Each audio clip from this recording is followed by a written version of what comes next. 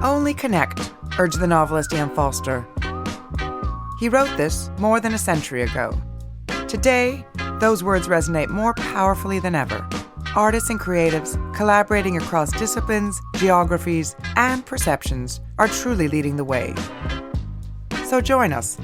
Let's connect. Welcome to the third season of Chanel Connects. I'm Yana Peel, Global Head of Arts and Culture at Chanel. In this series, we bring together global changemakers from the worlds of food, film, art, architecture, and beyond. Some are old friends and collaborators, others are meeting for the first time. All are focused on what matters most and what happens next. And now, we get to listen in. Could you tell where my head was at when you found me? Me and you went to hell and back just to find peace.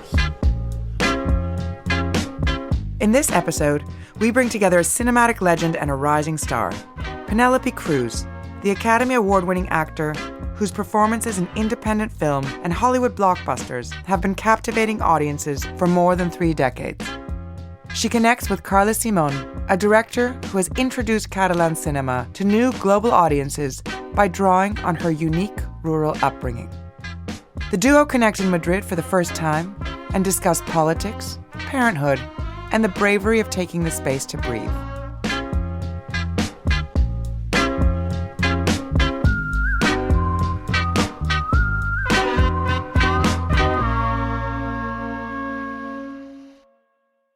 Hola. Hola. ¿Qué tal?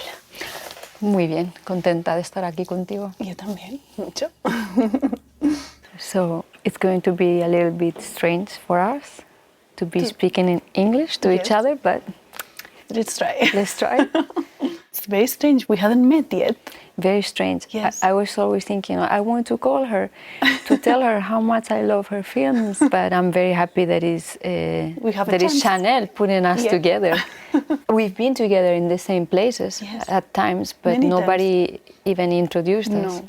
Also because when there is like these big ceremonies, no, it's so hard to kind of have like a quality conversation. Yeah, no? it's impossible. You have small talks with everyone, but then, and I think that, I was remembering that once we did like a red carpet where I saw you there, but we didn't talk, obviously. One of those moments where we say hi to each other. And yeah, and for me it was like the first time that I saw you in person, no? Like after so many films, so yeah, so it's a good chance to be able to talk to you. How old are you?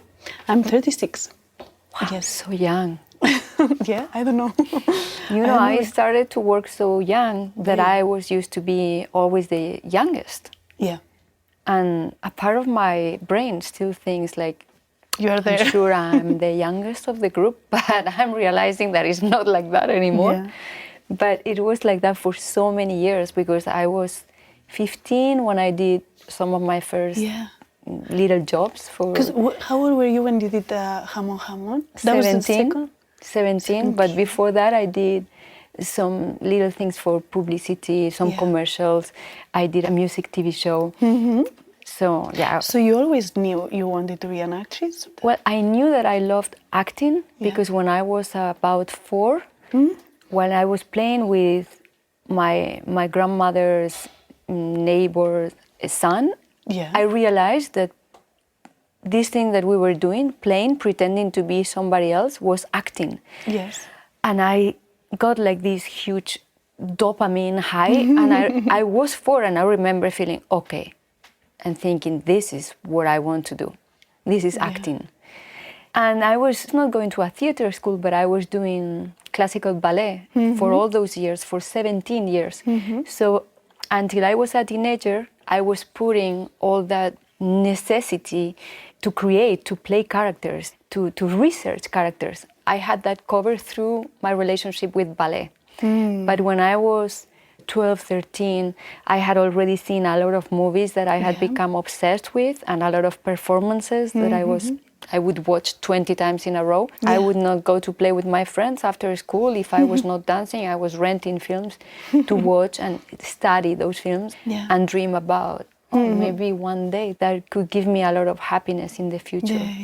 But to my family, it sounded like completely like science fiction, because we didn't have anybody in our family or circle of friends. We didn't know anybody who could make a living out of something related to arts. Yeah, so it was new there. It was like saying, Mom, Dad, I want to be an astronaut, you know, in that time for a girl to say that. But they support. They didn't laugh, they didn't invalidate me, so I thought, okay, they're telling me that it's going to be hard, close to impossible, but there is maybe a little like a 2% of possibilities, or maybe more, I didn't know, but they're not laughing at me, so I will try. Yeah. And I will always be grateful for that. And then I started thinking, why don't I look for an agent? Why don't I go to a theater school and maybe I can do both? Then when I started working as an actress, and to my surprise, I got some positive responses in the castings, then I realized later that I had to choose between dancing and acting, that it was not possible to do both. And was it a difficult choice, or? It was a sad decision because I was dancing like 4 hours a day. I was studying during the day, then in the evening I was dancing until 8 or 9 p.m. every day. And then there was a point where I almost had like a crisis from working so much. You know, I was still young, a teenager, so I didn't know when to stop. And for you? For me, it's very different because I discovered I wanted to make films later, like when I was around 17 or 16 maybe.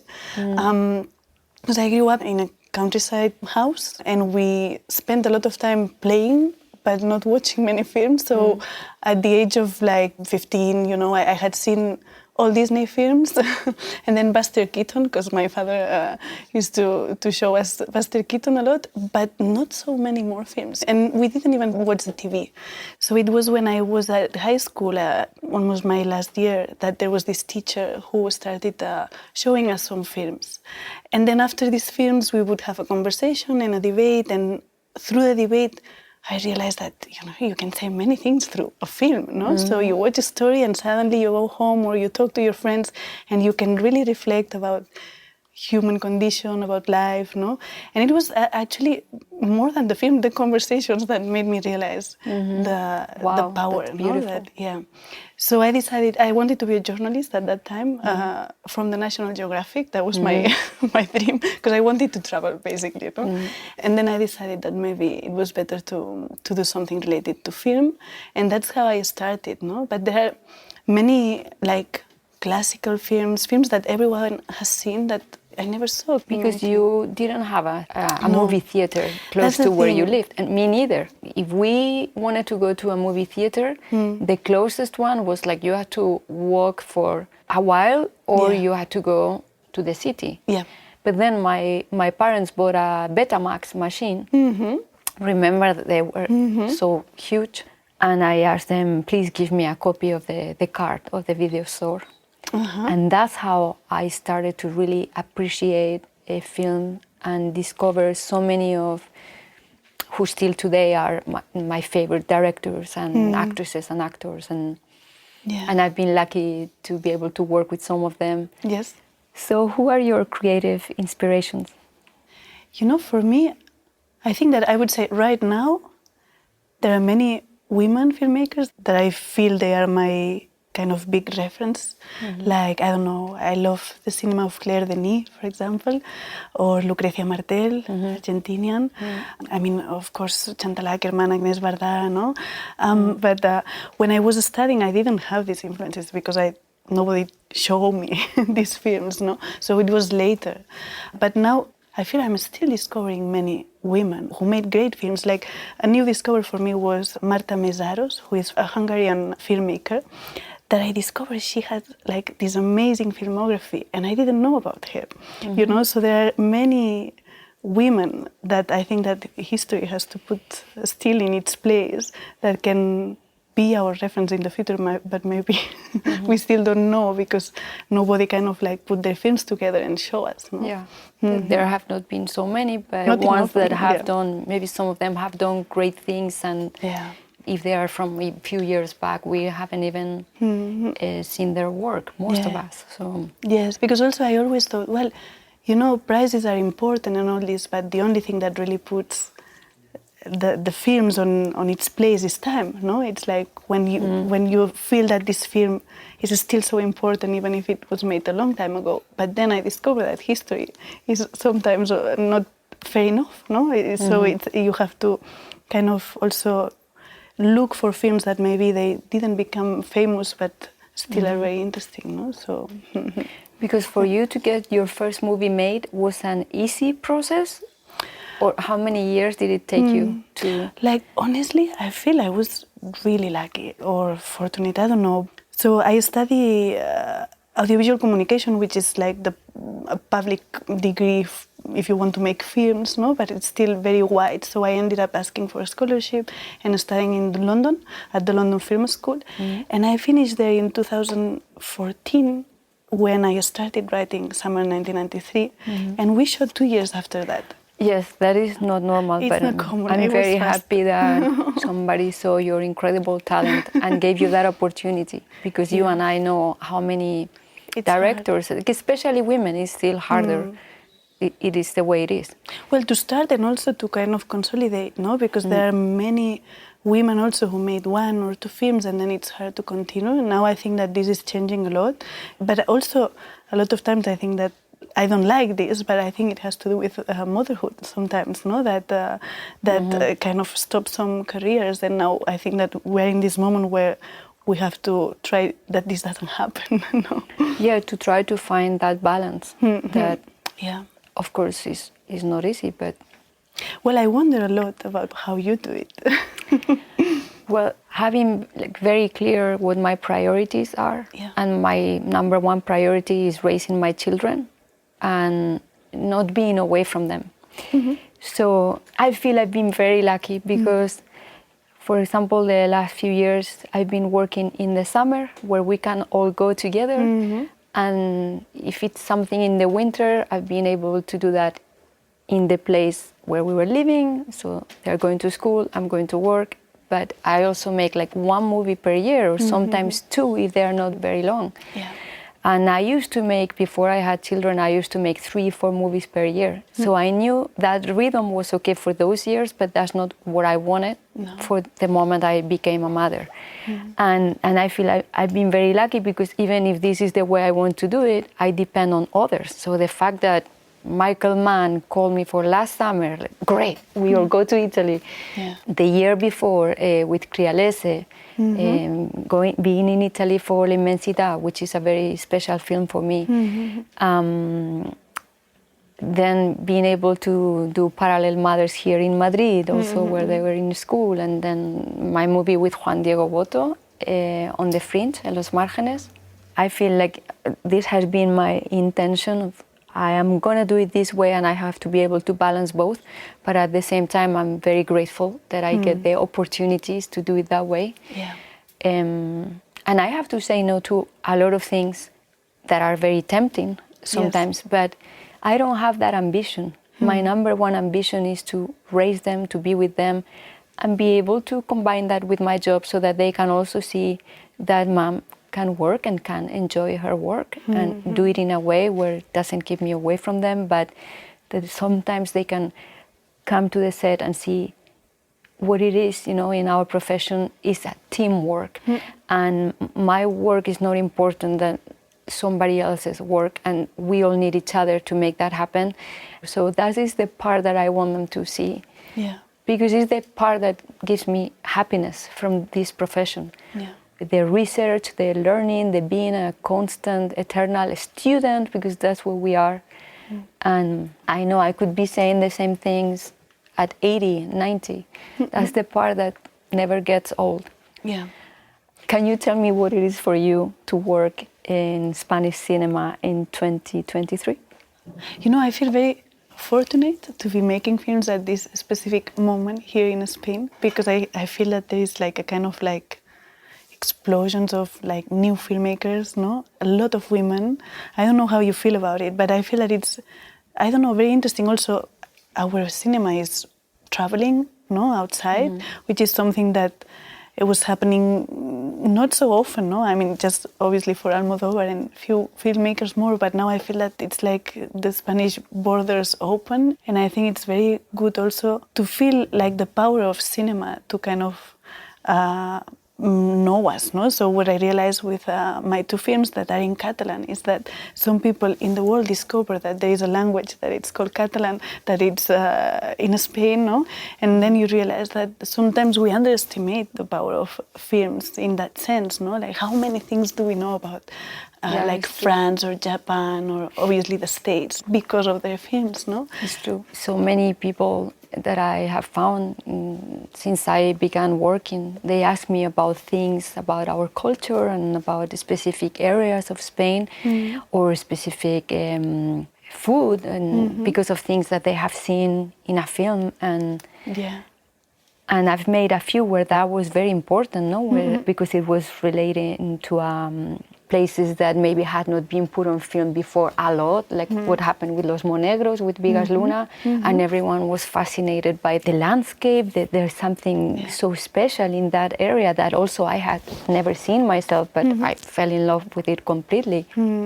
Or even when a director that is not Spanish comes and gets like immersed in this culture and is able to do something like what Asghar Farhadi did with Everybody Knows, or what Woody did with Vicky Cristina Barcelona, because of they love and admire this country and this culture, and they are able to get it to know in so much detail that are able to contribute to express, you know, the beauty of our country and so much culture and so much history. No, and also like, I was just thinking that for me, I'm sure that you became kind of like an icon of what Spain is right now also through the films, no? So this is, I think it's so powerful, no? Like this idea of people understanding a country through films, even if you haven't been there, no? And also there is something I feel now, because we are talking a lot about how there is a lot of films set in rural Spain. Like both of your films? Yeah, and many people are saying like, what's happening with that? As if it was a new thing. But I feel that it's not like that, you know, like Spanish had a long tradition of film set in a rural world because it's a very rural country at the end, no? But I think that there is some kind of interesting difference in the moment that we live in now, is that I feel that the cinema became a little bit more democratic, so more people can make films, no? So people, like middle-class people who grew up in a village and maybe went to study outside or even like outside Spain, no? Go back to our small villages and tell the stories in the places where we grow up, no? So where we grew up, and this is, I think it's very interesting because it's a way to talk about this rural part of Spain, but from the inside, no? Yes, but it's true that has been a huge part of our cinema. I mean, Berlanga, Buñuel, also Pedro with his relationship with La Mancha, seen from so many different point of views. And I think like all the great directors in our country. Yeah. It's a natural thing at the end, no? Because I think that our country is very rural, even if we are in another moment of rurality, no? Like with the small villages that, are disappearing, some of them, no? Yes, that's why Alcarràs is so touching for me. Because you never force anything, but it breaks your heart, you know? Because the way you were talking about the danger of those rural areas disappearing or being hurt, I mean, it could not be told with more truth and more poetry. And I feel like there are very few directors like you, because you let things breathe. There is a rhythm, there is like a different pulse. And to really take the audience there, you have to be able to be as brave as you are, to let things breathe.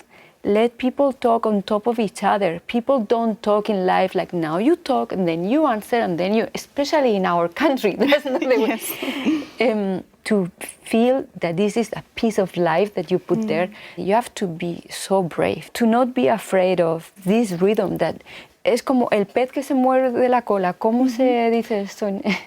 in English. Like the fish that eats the tail. Its own tail. Yes, because we Yeah. complain about like this crazy rhythm that society is imposing, but at the same time we are creating it. And I feel like when there is an artist like you that says, hold on, I'm gonna take this story, but for you to understand what it is to be there and to go through these experiences, you have to come to my rhythm and have this experience. No, but it's true that for me it's not only on my films, it's more my philosophy, you know. Like I think that when it comes to how many films you have to make, you know, and what we were talking about now, that you just do 1 or 2 per year because you want to also live. And I think that it's very important to keep living if we are telling stories, because if you get totally disconnected from life, how are you going to tell a story, you know? It's so hard. Yes. So for me, like this part of not rushing any creative process is very important. And sometimes I feel like I'm fighting against the world because everything goes so fast, no? And people expect from you that you produce often, no? And it's like, but when are you going to shoot? Like everyone asks, but when are you going to shoot, no? And it's like, I don't know, like I have to make sure that whatever I'm writing and whatever I'm preparing is ready, no? And in the case for Alcaraz, even if it portrays my mom's village, no? But and my uncles cultivate peaches in this village and all this, but still it needed a lot of research, and it allowed me to spend a lot of time with my family there, investigate, you know, as much as I wanted, and all this process is obviously reflected in the film, but it's also my personal process that I'm curious about that. I want to live this. For me, making films is an opportunity to live things that I wouldn't otherwise, no? Yes. So the process is as important as the result. For me no? too. And when I was doing 4 movies per year, imagine, I had no life. My life was from one character to the next, and there was a point where I felt like I haven't experienced anything on my own in those years that was not from set to set to set. But that changed like 13 years ago, 14 years ago, because I was also missing being able to choose the projects that I want to be part of.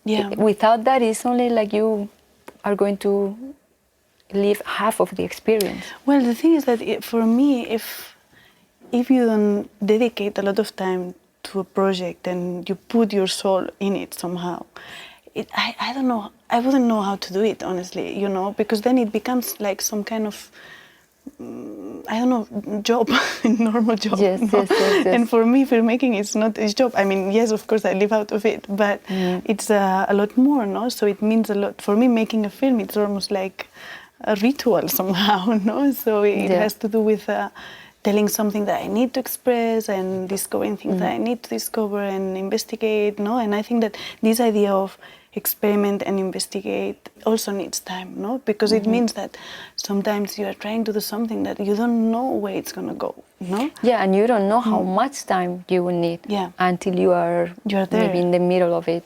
Yeah, and until you say, okay, now I think I have it, no? So I think that this idea of like seeing filmmaking like a process that needs time and that it's like a research somehow, no? That I think it's very easy to say, but then it's more difficult to kind of protect, no, when you are making it. And also I see that on set, no, that sometimes you have many people there, no, and all looking at you as a director, no, so what do we do?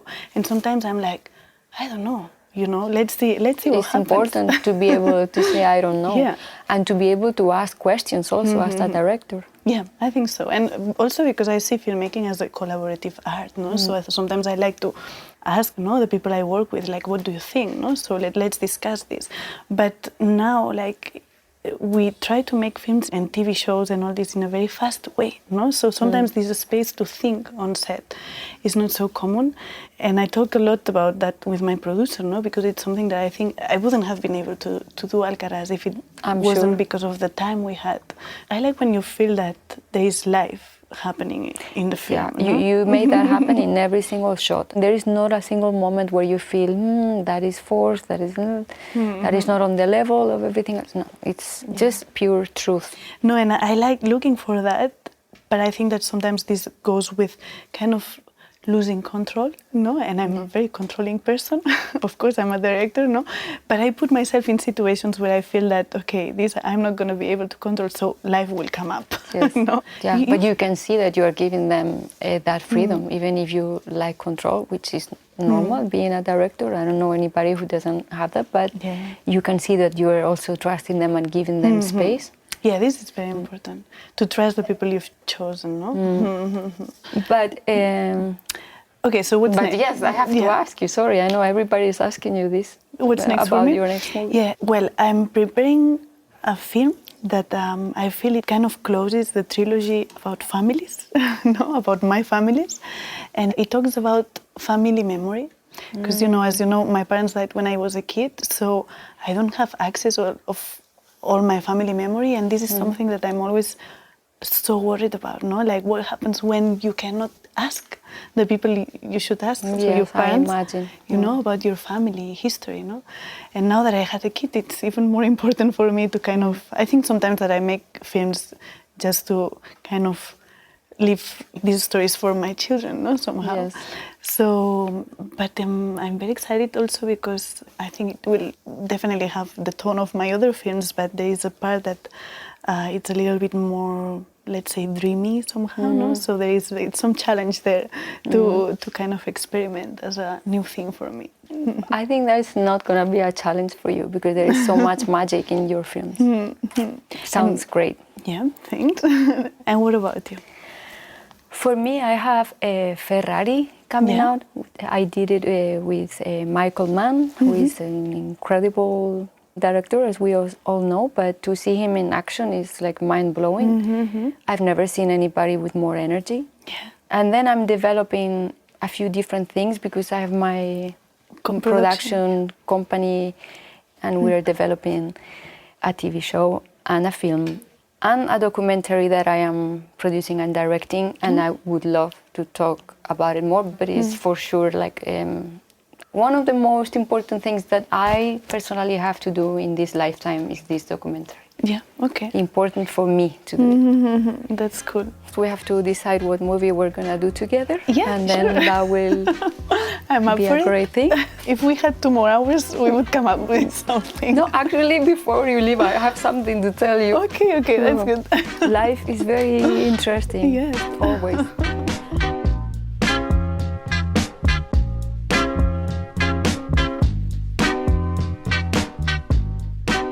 This was Chanel Connect Season 3. It's been great having you with us. Don't forget to follow the show on Apple Podcasts, Spotify, or wherever you get your podcasts. Revisit conversations from the first 2 seasons with guests including Tilda Swinton, Kahinda Wiley, G Dragon, Keira Knightley, and Grimes.